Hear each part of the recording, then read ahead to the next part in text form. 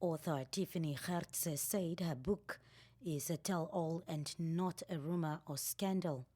She narrated her family's story about pain, betrayal, heartbreak, healing and hope as her brother struggled with drug addiction for nearly 2 decades.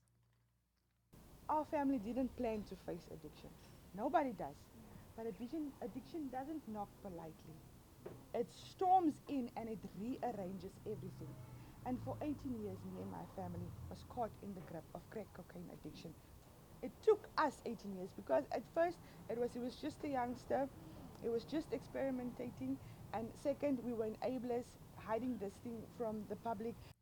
The preacher said her family, to some extent, enabled her brother's addiction through silence, and it was through faith that the healing started. Families don't speak up because they're afraid of judgment. So we isolate, we hide behind smiles, and that silence is very dangerous because the silence delays the healing process. And I wrote this book to break that silence because silence is where shame grows. And silence has no place in God's redemption story. What held us together wasn't our strength, as I said, it was God's grace. In the book, Gertze exposed how the environment in which children grow up motivates and normalizes drug addiction.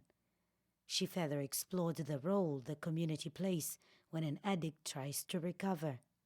It's very difficult for them because they also fight these voices in their heads and all of those things. And he says, you come back from a restoration journey, jy gaan dalk winkel toe. It's very difficult for them because they also fight these voices in their heads.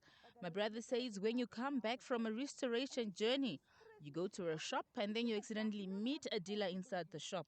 They are always on the lookout for these people and they know their target market.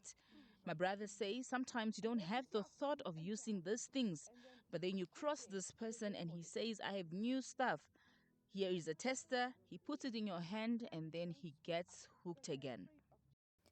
Gertze hopes her book can inspire the creation of safe houses which take in addicts before they are sent to restoration houses and when they come back. When they come back, die mense waarmee hulle gebeweeg het, they can't move with those people anymore. It's a trigger. So as amper asof we need to purify an environment when they come back vir hulle om kan op hierdie restoration journey te wees. Gertze and Pastor Henno Slinger from the Emmanuel Church at Swakopmund urged the public to join an addiction support group for families, which they will soon open. According to Slinger, very little attention is paid to the families and caretakers who also suffer with the addicts. Renate Renkura, NBC News, Swakopmund.